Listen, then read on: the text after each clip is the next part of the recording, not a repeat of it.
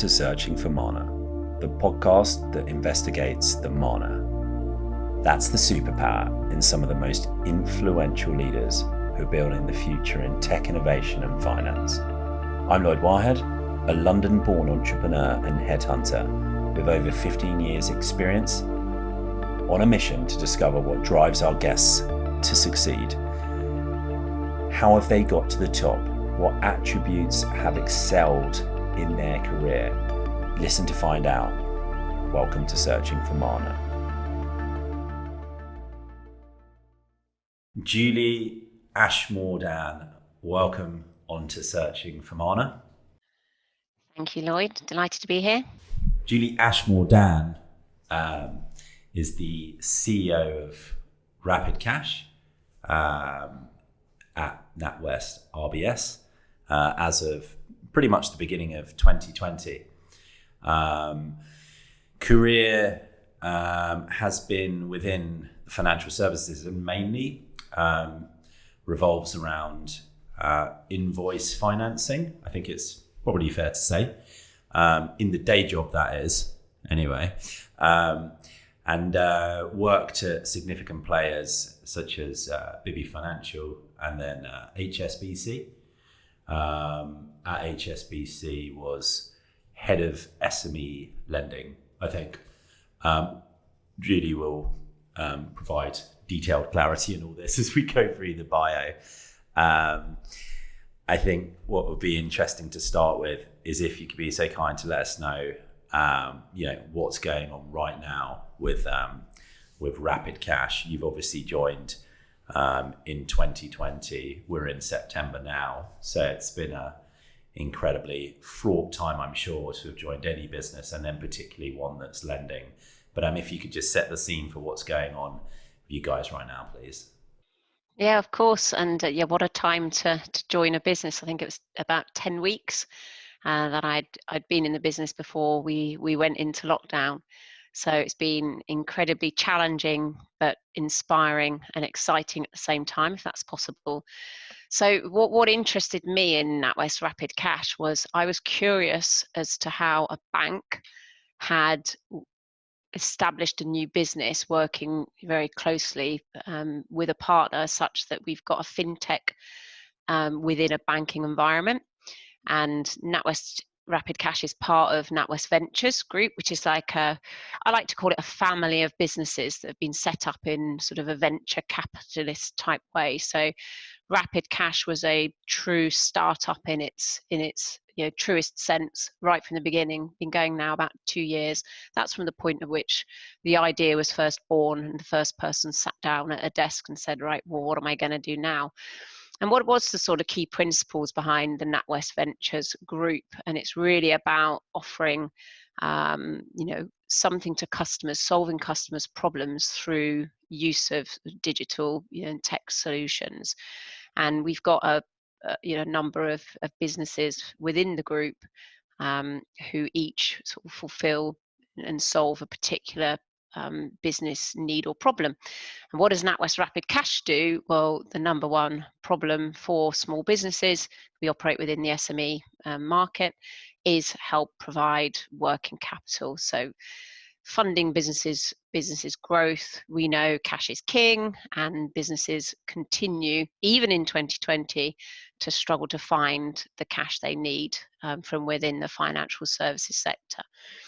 And what's so different about what we've done at NatWest Rapid Cash is working with a tech partner called Waddle.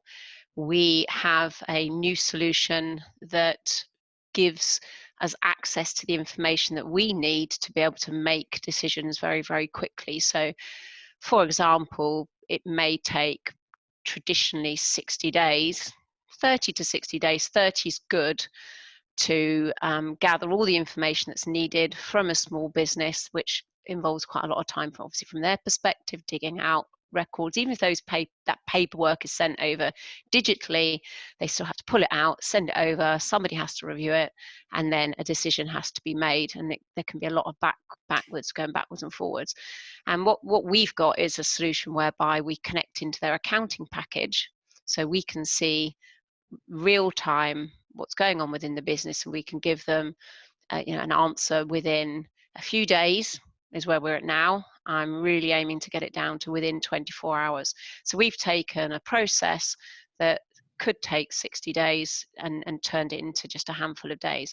And time's really important for small businesses.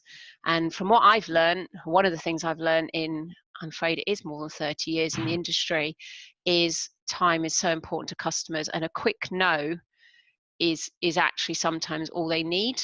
So thank you very much, but for these reasons we're not able to help you.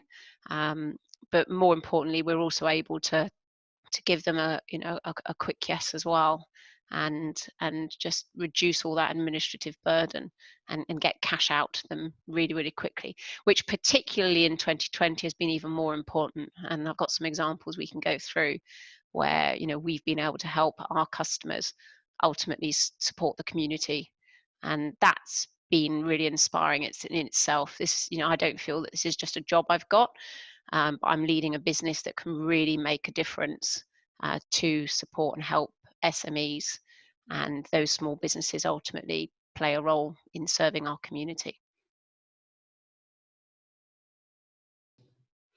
Yeah, so there's some sectors that work better for us than others. So predominantly we work, our target audience are customers that sell to other businesses, but that does include a wide range of industry sectors. So for example, during the lockdown period, we've helped one of our customers supplies equipment into to the NHS. They actually received a very large order for equipment going into some of the intensive care units and the new Nightingale hospital that was built in the Excel. And that order came through. It was very, very large, large for them. And, as a small business, on the one hand, are very excited to see this order come through, but also feeling the pressure to obviously deliver and wondering, well, how are they actually going to fund that? And we, within 24 hours, were able to extend their facility such that it gave them the confidence that they could then go and meet that order. And I think that's really important. So yeah, that customer played its role in helping the Nightingale Hospital get established. But then there are other businesses that's in the sort of health sector. It's been at the forefront of all of our minds in the last 6 months. But we've seen businesses pivoting. So we had a customer who actually makes gin and manufactures gin, selling into bars and restaurants, and they became one of the first distilleries that actually switched to producing hand sanitizer. I mean, who would have thought it, really? That the process is so similar. And again, I'm fascinated and inspired by just how entrepreneurial British businesses are. And we are a nation of entrepreneurs, and I'd like to think in our small way that NatWest Rapid Cash mirrors that. We're doing our bit. We think in a very entrepreneurial, what I would say, non-traditional bank way, and the way we've been established, sitting within the banking group, but outside of, if that makes sense. So we're part of the groups. We've got all the benefits of being part of the group. I think customers want that. They want stability. They want reassurance that their financial partner is a trusted brand, is large scale organization. But equally, we're fleet of foot. We have that sort of venture capital type status and approach. So we don't take months or even years thinking things through. We're not scared to take a bit of a gamble and try some things out, just as you would expect to see within some of the entrepreneurial and the small businesses that we're supporting. With the entrepreneurial venture capital backed businesses who are trying to service the same type of market, they don't, as you just kind of talked us through, have that huge offering behind them. They don't have that brand that can be trusted necessarily. So therefore, do you think that if the big banks are carving out these innovative offerings as you guys have, then those venture capital backed challengers cease to serve a purpose? I think we'll see a shake-up throughout the industry, but I believe there will be more merging of minds, shall we say. When I first properly got involved in the fintech space, I think a lot of fintechs were trying to do what the banks can't do. And got great tech, great ideas, a lot of the innovation. And so to ask a bank to try to innovate on some legacy systems, some of which might be 25, 30 years old, is tough. So the fintechs sort of came along and said, well, we've got this technology, we've got the ideas, we can think and act very, very quickly, and there's certainly a place for that. And let's remember, let's put the customers at the fore by having these tech-based solutions that give customers more of what they need more quickly, and with all the additional functionality that it brings, is really important. But I think originally, when I say originally, I'm going back to 8-10 years, the fintechs almost felt they didn't need the banks. But of course, the big challenge is how do you scale up? How getting access to funds at a good rate is hard. Having that safe, secure trusted brand is also very hard. It's hard, we know it's very difficult to build a brand, and that's what I think some of what the banks have. And we've seen some sort of close alliances over the last few years, some successful alliances, and I think we'll see more of that. Having said that, I also think my former role, I was commercial director at a fintech organization called Growth Street. I had a great product, and customers loved it. And I think customers are making choices based on what a product will offer them now. And some of the more challenger banks, I think, are coming out. I've got some great solutions. So I think there's it's a very large, wide market. There are a variety of customer needs, but I think if you can actually bring the best of both worlds, so you can get the bank and everything that comes with being part of the bank, merging with that innovative, fleet of foot fintech approach, then I think that's where, dare I say it, sort of the magic happens. And I think that's where mass market offerings suddenly start to evolve. And that's what I find so exciting. And that's, I'd like to think, why I'm here leading NatWest Rapid Cash. I relate to this from my perspective, where I've either ran or been involved in different type of businesses that either startups or actually quite large. Then in the headhunting and recruitment sector, we use a lot of invoice factoring, typically on a contract book, which is a scenario where we are in essence actually kind of carrying the weight of the payment to a contractor, and then taking that payment back from the client of which that contractor is working in. And if you just take somebody with a good technical skill set, who's got a mid-level of experience, then these individuals are fortunately able to command incredibly healthy day rates. These can range like from several £100s a day to really thousands of pounds. And so over the month, that accrues to 20,000 plus that you're having to front to that individual.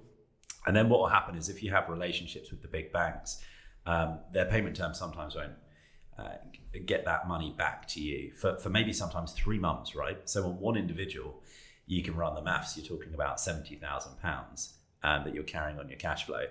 And then if you're successful and you've got hundreds of these contractors out, you literally are talking about millions of pounds. So, I've been there with the Bibbys, and I've been there with the ABN AMROs, where you've got to go through arduous process, and you're getting signed up for millions of pounds on a factoring facility, of which they'll do based on certain fundamentals.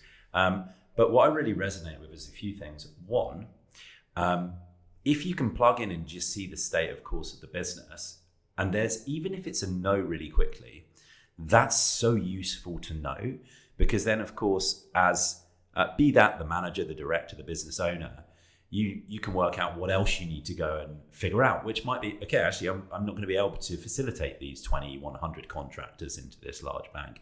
It might be, okay, I need to look for a different solution.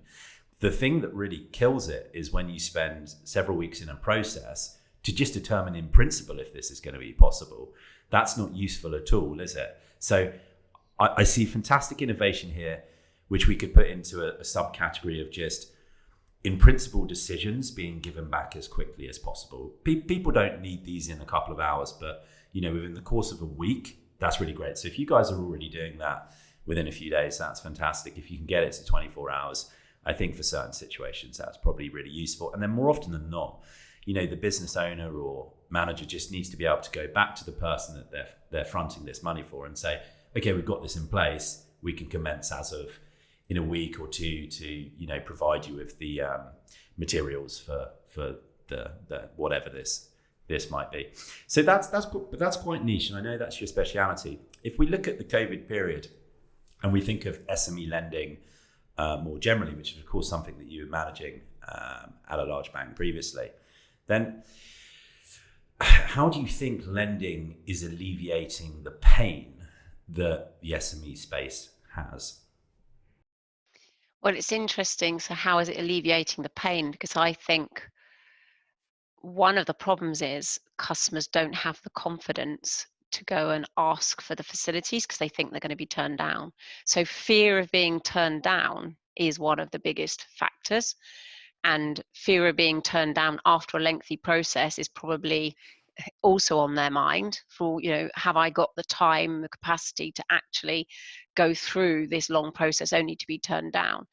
So I think the lending and the appetite can be there, but I think, reassuring customers that giving them a very strong indication as early as possible, that we believe it will be a yes. And if it is a no, it will be, a quick no, and we'll help you, consider alternatives as well.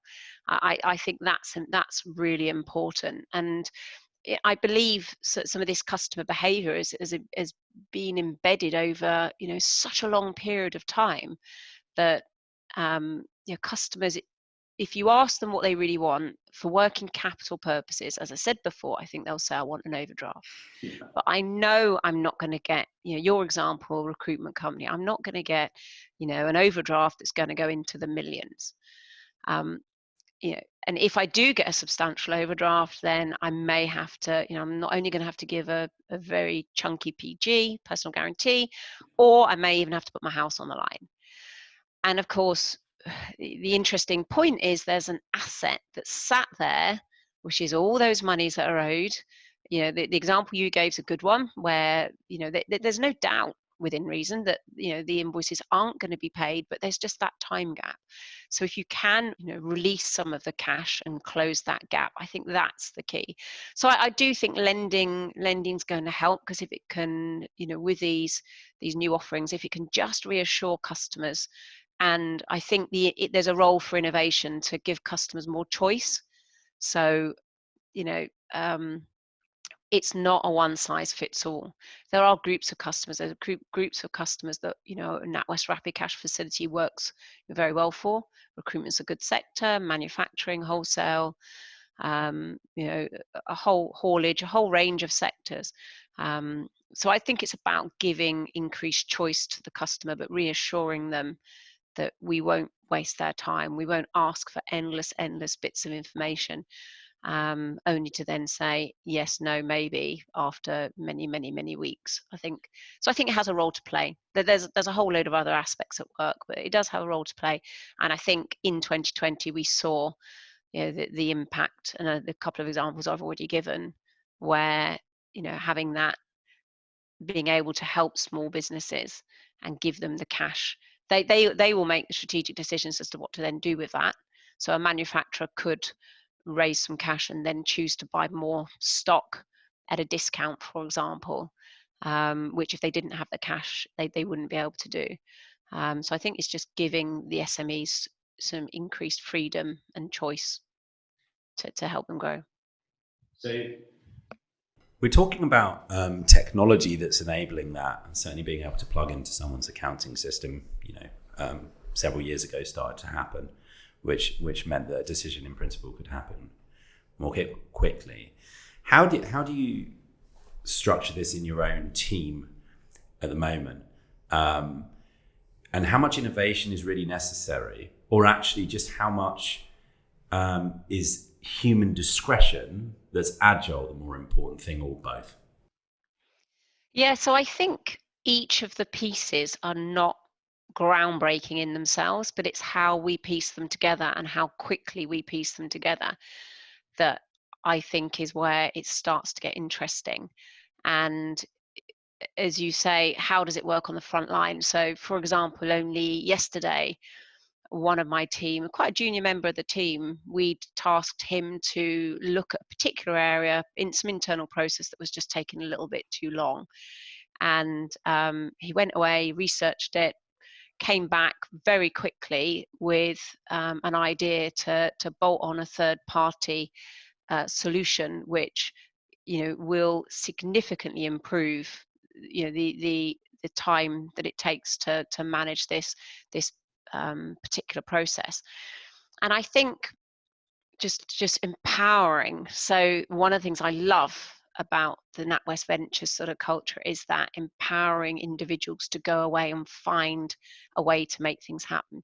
You don't have to spend months outlining a brief and do this but don't do that. It's just as you would imagine if you're running complete your own business and saying, right, can you just go away and just go and find out what you can. Now, of course, when we come to actually then working out how to embed it and moving forward to a test, and we have to go through the appropriate governance. We have to, obviously, security and safety is of paramount importance, but the going away and finding out what we could do is very much pushed down through the organization. It's a very flat structure as well. We don't have hundreds of people. We don't need hundreds of people. We've got a very good tech partner who we consider as part of our business. I think that's really important. They've got the same entrepreneurial mindset.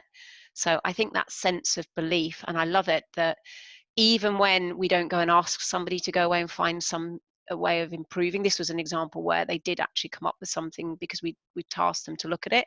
But I can think of other examples where team members will come along and say, actually, why do we do it that way? This doesn't make any sense.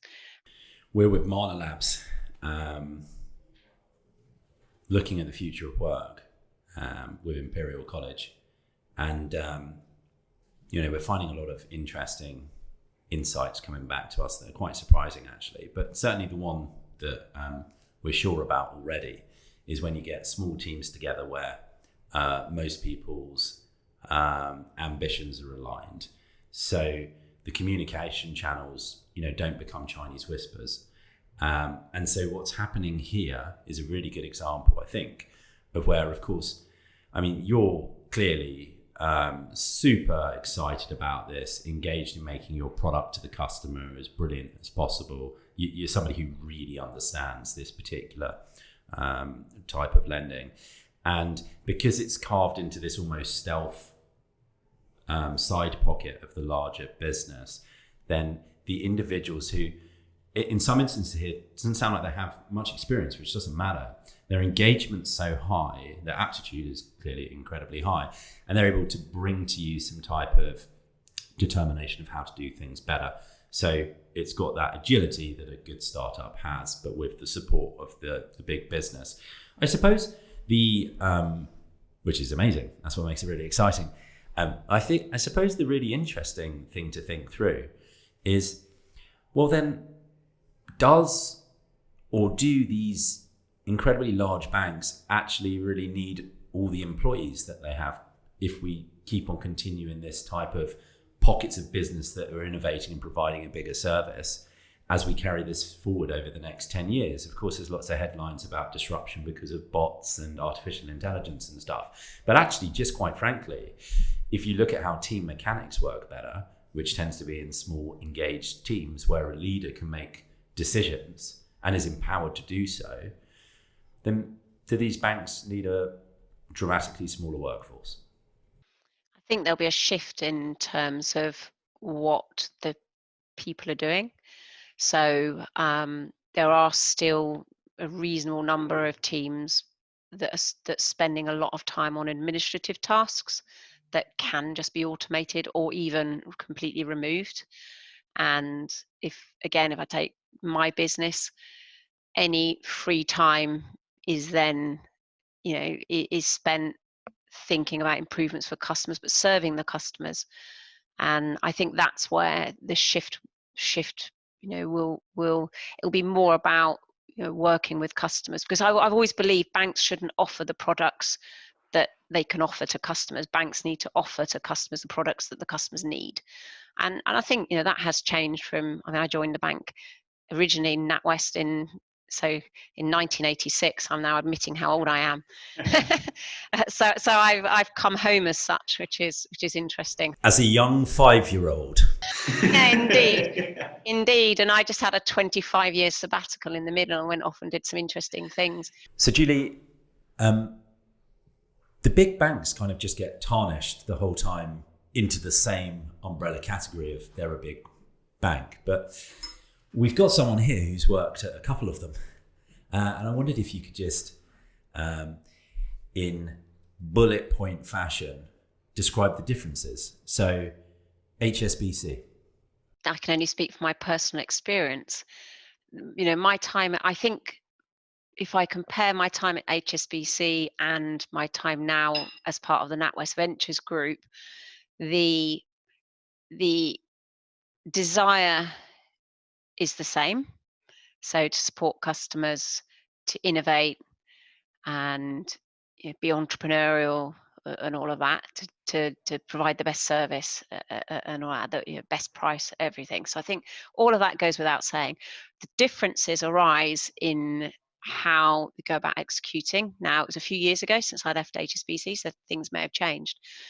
But I'll give you an example. So I'd only been in my role as head of SME lending for about 10 days. It was an inspiring place to be. I worked for a guy called Richard Davies, who I believe you've met, Lloyd, and very inspiring man. And we had a mission to get more money out to SMEs and to innovate and create new digital products. And my first task as part of the mission of getting more money out was to create a promotion for small business loans, because there was this, just to really cut through, just to make, create some awareness that there is money available to be lent. So we had this idea to come up with a particular promotion. And I was quite new into the role, knew that I needed to engage with a number of different functions. So I called a meeting and thinking, right, what's the best way to reach the end goal, which is to launch my small business promotion. So I called a meeting of about 6 people and thought, I'll involve marketing, I'll involve the legal team. That'll be innovative, won't it, to invite them to a very first meeting to work out how we're going to do this. Obviously product, and the likes. And I invited 6 people, 26 people turned up. I was absolutely blown away by this. And I sort of thought I'd come to the wrong meeting because I hadn't met any of these people before. And I walked in, I said, what on earth? Am I in the right meeting? And what had happened is everybody had invited somebody else who needed to be there because they'd heard of what I was looking to do. Because I'd set out, this is what we're looking to do. Come along with open mind, let's work it out. So that was the first thing that took me back. And I sat there and thought, wow, okay. And then the first question I said, so I positioned what I needed to do. I said, right, we've got 6 weeks to deliver this small business loan promotion. And a few of them started laughing. And they said, did you say 6 weeks or did you mean 6 months? And I said, no, I mean 6 weeks. They said, well, you're never going to get it done in 6 weeks. The last time we did it in 6 months, and that was really fast. And I said, well, we don't have 6 months, we have 6 weeks, because we timed it such that we wanted to, coincide with some things that were happening around that time. But that was interesting that the first approach was, well, you can't do it, Julie. And it was really funny that I got known, and I love this. This is the best criticism of who I am that I've ever been given, was I got known as the ridiculous optimist. And I love it. So never before had my optimism been used. And that sense of belief that things can be done in such a critical way. But I laugh about it now, but it was funny. Did we get it done? Yes, we got it done. And how did we get it done? Because we took an agile approach, but that was really unusual. And I remember working with the colleagues in the legal team, for example, who usually wouldn't be involved till right at the end. Having been invited to the first meeting meant we could structure it to make it as easy for them. So when it came to the point at which we needed their approval, they'd been part of the creating, you know, from an idea forward. So it meant we didn't go down a whole load of sort of blind alleys. Yeah. And I just love that as an example of, the intent was there, the environment was there. I was given the remit to do it, but because I was part of the main bank, I wasn't really protected from, these 26 people all needing to have a say, and that initial "but it can't happen" approach. I'm pretty tenacious and as well as optimistic, so I didn't let that put me off, but it could put a lot of people off when you're told no, there's no way you're going to be able to do this in 6 weeks. That's a design engineering approach, isn't it? Using an agile methodology where all of the people who are going to conclude are brought into a process to start with, which makes a load of sense. And of course, the startup community, tend to adopt, as a matter of fact, because largely they've got developers in their business makeup. But that hasn't stopped HSBC from being one of the biggest banks in the world, and so they're just coming at things from a incredibly high risk perspective. That's what that is, right? That's okay. There's a bureaucracy. This needs to go through various channels. We're going to run the business by committee. And of course, everything that we kind of read or determine now is that that's not a good thing to be doing. So does that mean that actually we're looking at an oil tanker making a very slow turn to a descent? That's going to be negative for their business? I think, and it's a business. I'm very proud to have had my time there, and I learned a lot. And I think it's just a different approach. And if I compare with, yes, NatWest Ventures, protecting me and my team from that 26 people in the first meeting. So just accepting that, let's start with 6. That's all we need, is the 6. We'll get it mostly right. We will have to go through a governance process at the end, but let's just do it that different way. Perhaps things have changed, and it's interesting, because I think the desire is the same, and I guess there are multiple ways to approach the same problem. Yeah. But that was just my experience, and we had some great ideas, but it was much more difficult. So I don't think it's that they won't get there, because clearly they are very successful, and but it may just take longer. Yeah, and I think based on different personalities, if we're talking to senior managers here who are considering a future where they'd like to be right at the top, regional MD, executives, C-suite, whatever it might be. It just depends on their personality, and someone might really enjoy the way that HSBC go around a decision, and then other people less so. So it's about you. I mean, some of the things that I'm picking up on here are personality traits that it sounds like you've had probably running throughout your career, which is, that you're a disgusting optimist. Was it disgusting? What was it? It was ridiculous. Ridiculous, not disgusting. You're a disgusting optimist. You're a ridiculous optimist. Sorry.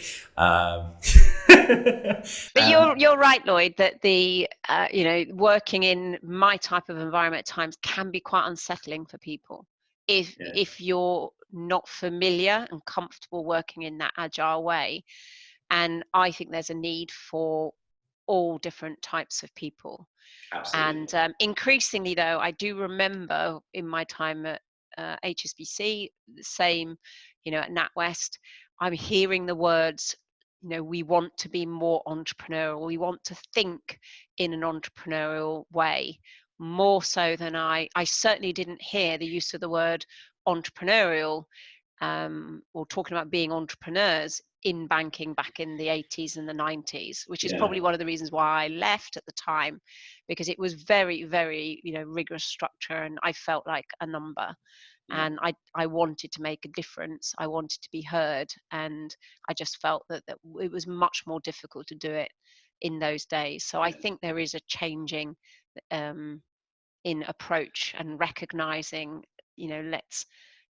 every organization is only as good as obviously its people, and the more the different mindsets, including entrepreneurial thinking, there's room for all of us, and indeed we're all needed.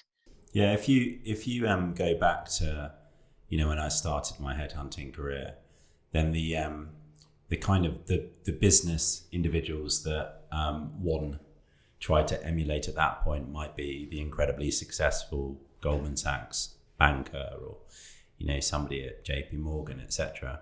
And then certainly throughout that kind of 15-year period, it started becoming people at the top of technology businesses, big tech, and then more recently entrepreneurs. So I think that there's a macro trend that the idolized individuals are entrepreneurs because they get to own what they're in essence creating, and certainly to be doing that with a technology is, that's the kind of A-star thing that people are trying to track. And so I think there's a few things with, big banks who've taken their sweet time to get there and understand that entrepreneurialism or intrapreneurialism is an incredibly useful thing to have in their makeup. Part of it is that to attract the right type of top tier talent, you need to position yourself like that. And then of course, another part of it is that actually them becoming a digital platform moving forward is so important. But if we throw the question over to you, you hinted at when you started your career. If we go back to the point where you were trying to work out what it was you wanted to do as a professional, what was some of that thinking and what was the plan? Well, I certainly didn't foresee a 30 plus year career in banking at all. I didn't go to university. I wanted to go to university, but for various reasons, I didn't have the confidence to go to university, and I didn't have the family support. So I was left at 18 thinking, well, where do I go? Because I was ambitious. I wanted a career that I could grow into. And it's a bit embarrassing to say, but my mum said to me, Julie, why don't you go and join a bank? It's a good job. You'll have a career for life, which at the time I think, was considered very stable. Why don't you go and do that? And the only reason I even applied was because some of my friends from college, they applied. I had no relevant experience. My qualifications at college, I studied all languages. So if anything, what I really wanted to do is I wanted a career that would allow me to, use my languages, experience other cultures. And again, I never considered that that's what banking would also give me, and it would fulfill that need in me. So at age 18, I joined the bank from the very bottom, really. And I worked in what was called the machine room. I mean, it sounds very antiquated. And it was. And we were literally, my first job was processing checks and remittance in this on this machine. In fact, I think I wasn't allowed on the machine first day or first weeks. So nothing's changed. Nothing's changed. No. And I find it fascinating that, my first role, just that the whole function just won't exist now. And but I loved it. I loved the sense of working together as a team, and it was some good times. And if you could join that particular period to now, and of course the show's called Searching for Mana, which we're saying is a way of saying what your superpower is. Would you say that thread throughout your career that's enabled you to be successful has been? What is Julie's superpower? I think there's two things that spring to mind. One is resilience. I think being able to bounce back when things don't go to plan, and it's hard for all of us as human beings to take a hit and then get back up and probably take another one. And I've had a few of those over my career. Even when, my age 18, it sounds ridiculous, I thought I'd joined a management program, and I'd got offered the management program at another bank, and I joined the bank thinking I was on it, and then I discovered I wasn't. Which was quite funny. It didn't actually make any difference really, because I think if you're capable, you work hard, you got spotted. So I think resilience throughout the career, I've experienced, dare I say, use the F word, fraud, where, big frauds where I've looked after a relationship and the banks end up losing a lot of money, which is really hard. And, that I took quite personally at the time. It was proven that, there was nothing I could have done.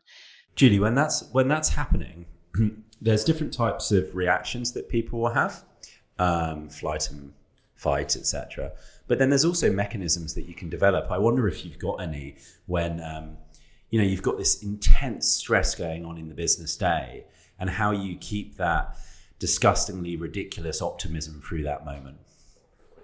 Really hard. So I remember I was actually working at Bibby Financial Services when the fraud happened, and I remember our managing director coming to my desk to tell me he'd just had a call from a law firm who'd got our client, who just walked in and admitted what had been going on. And yeah, my world, as something, I've always been very proud of, my work. And my world just sort of fell apart at that moment, thinking I'm going to be fired, I'm probably never going to work again in the industry and all that. And I remember just taking a deep breath and thinking, right, let's find the facts. Let's not overreact. I can be quite an emotional person, but I think I'm quite good at times of just holding back enough to just keep everything holding together, such that, right, let's get the facts, let's work it out. I also reach out to others, because I think sometimes we try and take too much burden on our own shoulders and being too proud to ask for help. So I did reach out to my colleagues, who reassured me, as well as obviously felt very sorry for me, because it could have happened to any of us. And but I took some comfort from their support. And I think the second point, going back to your question, is sort of what are the couple of things that have helped me get to where I am. But I think that being creative and innovative and being flexible, I often describe myself as a chameleon. And I remember in an interview once, somebody asked me, well, Julie, you've had experience in running operations teams or looking after customers directly, you've looked after sales teams, you've developed new products, so you've been responsible for developing strategy, you're almost sort of a bit of everything. What are you? And I think often we're encouraged to put ourselves in a box and say, right, I am a risk person, or I'm a strategic thinker, therefore I'm a strategy person. And I think, I realized I can apply myself pretty well to most areas. I think it's important I know what I'm not. So any roles that are highly analytical, I can do them, but it's not playing to my strengths, and it's not where my passion and I think ultimately my expertise lies. So having that ability to flex and to take opportunities, even where sometimes they felt a bit, off the wall, and thinking, well, where's this taking me? And don't be too precious of thinking, it is, I suppose, like a game of chess. You've got to feel a number of moves ahead, think a number of moves ahead, but at the end of the day, don't limit yourself too closely to a particular path. Start to think and just, I've taken some sideways moves. I've even probably taken some moves that could on paper have looked like backwards moves, but they've ended up broadening my toolkit and my range of experience, that then as you get to senior leadership, I can say, yes, I've got experience here. I've got first-hand experience in all these different areas. And I think that's really helpful for a senior leader.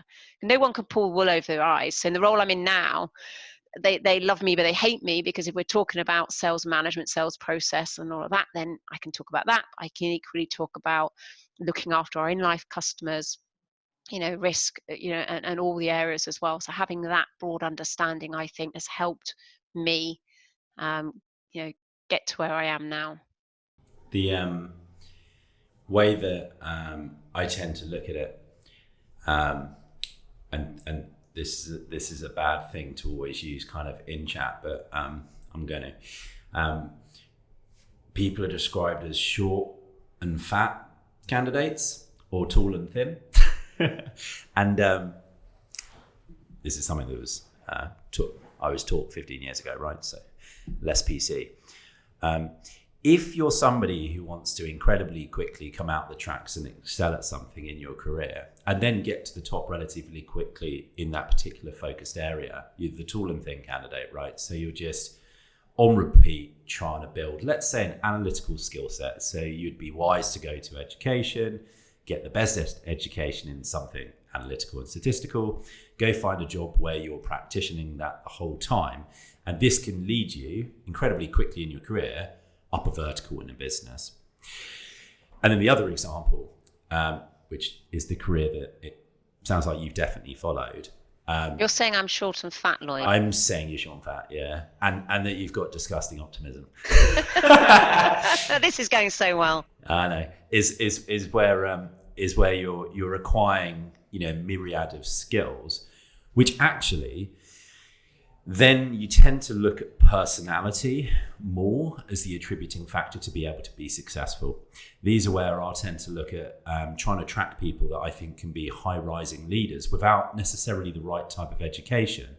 And what you're looking for is a type of emotional intelligence and a fluid intelligence, because you're able to then navigate your way around an organization structure, network incredibly well, and at some point get to a position that you're in right now, which sounds like the absolute dream job for you, if we think of all of your experience and your attitude, to be able to run that operation, right? And so I think it's an absolutely classic example of where that serendipity through your career has now led you to be the best candidate possible for this particular thing that you're driving right now.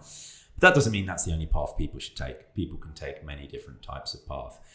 You've got to early on assess, what do I think my superpowers are? And you learn those quite quickly. And often that can be from challenging situations. And then that allows you to know, if you have some patience over a period of time, what it is that you're aiming at. So thanks for that. That's really interesting and makes a load of sense how you've ended up in these leadership positions now. In terms of the other mechanism that you can use when you're in a highly kind of pressurized situation in work is I tend to find, what is it you're doing outside so that you can switch off some of the time. And I'm aware that you have done some amazing things, I suppose adventures, sailing, you've been to the North Pole. Where did this come from? Where did this start? And if perhaps you could tell us a few stories about that, Julie. Yeah, it's an interesting one, because where did it start? It actually didn't in earnest start until 2012, maybe 2010. So it's only the last decade. So it's not, I've always been this, in my 20s, this adventurous spirit from the off. Maybe it's a midlife crisis, I don't know. So what was it, because the Olympics was in Britain in 2012 and you're like, okay, it this is my inspired me. chance. Yeah, interesting.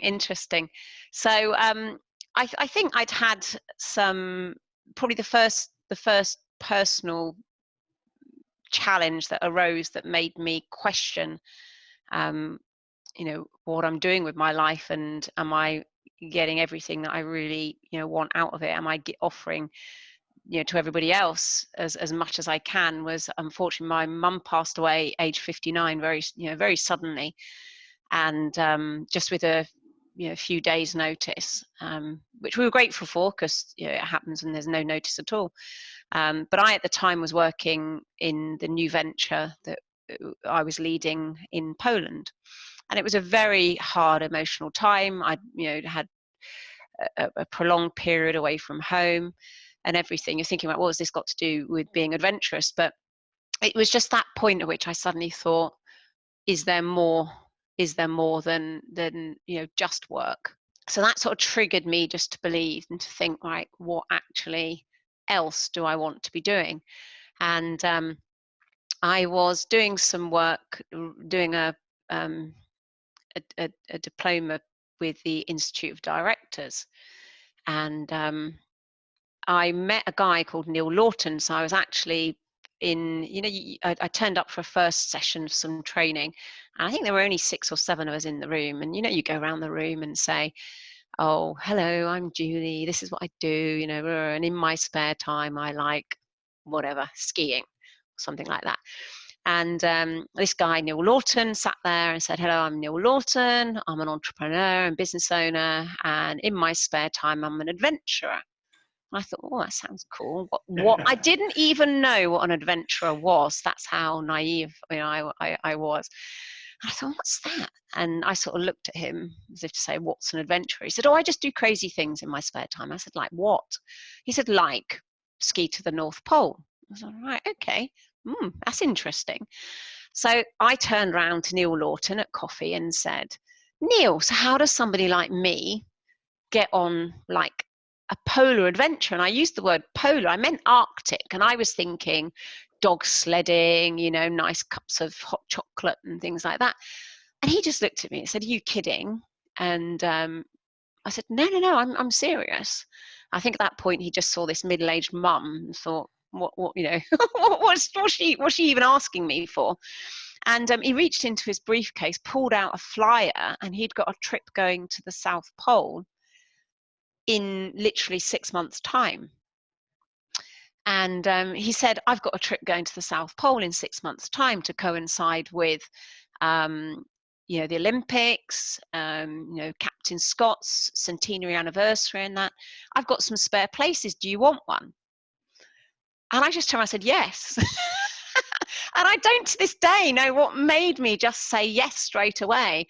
I had no experience of adventuring, not at that level. I'd done marathons and half marathons and some of these 24-hour challenges, 3 peaks, things like that. But I'd never actually done anything. I'd never cross-country skied. I'm a downhill skier, but never cross-country skied.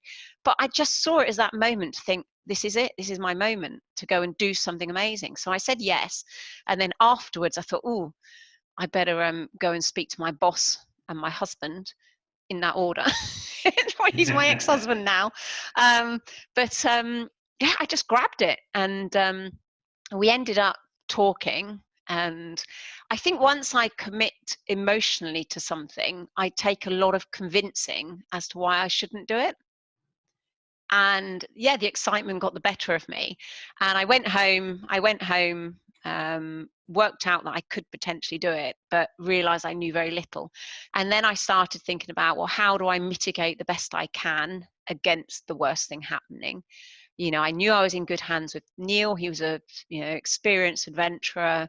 I knew we would have a support team around us. I believed in myself and my physical capability. Although I didn't quite think it would be at sort of polar adventuring levels. And I just made it work. And I tried to keep my eye on the big vision that I am going to ski to the South Pole, but not get too scared by it, and just cross each thing at a time. And yeah. When you were out there, what was the hardest moment you recall? So the hardest moment was one morning we woke up, which is all very weird because it's 24-hour daylight. So there's no sort of night and day. It's very, very strange. That's a bit disorientating. But one morning we woke up and it was a complete whiteout. So it feels like you're underwater. You can't tell sort of which way is up. It's very disorientating. And we were skiing along, and sort of everybody kept falling over, and because you couldn't see the terrain. It's quite flat, but a bit bumpy. And I remember all of a sudden just getting this really strange sensation of foreboding. And I don't know what it was. It was just something instinctively was telling me something bad was about to happen. And all of a sudden, and we're all in a line, skiing along in a line, And all of a sudden there's this what felt like an enormous explosion, and it just echoed all the way around, and the floor fell under my feet. Wow. And it dropped probably only about a meter, but I thought I was going in a crevasse. And I'd been told that on the polar plateau it's solid ice, there's no crevasses. But in that moment I thought, this is it. I'm going. I don't believe them, because very little of Antarctica has actually been surveyed. So I thought, well, how do they really know? And that was the most terrifying moment, where I'd say I nearly wet myself. I did. I just felt completely out of control. I felt completely overwhelmed, and had that moment thinking, what am I doing? I am a middle-aged mum. 6 months ago, this wasn't even an idea. Here I am on my way skiing to the South Pole. You are crazy, Julie. I had that moment, and there were a few tears, which is not good because they freeze. And probably I talked about resilience in my career. What did I do?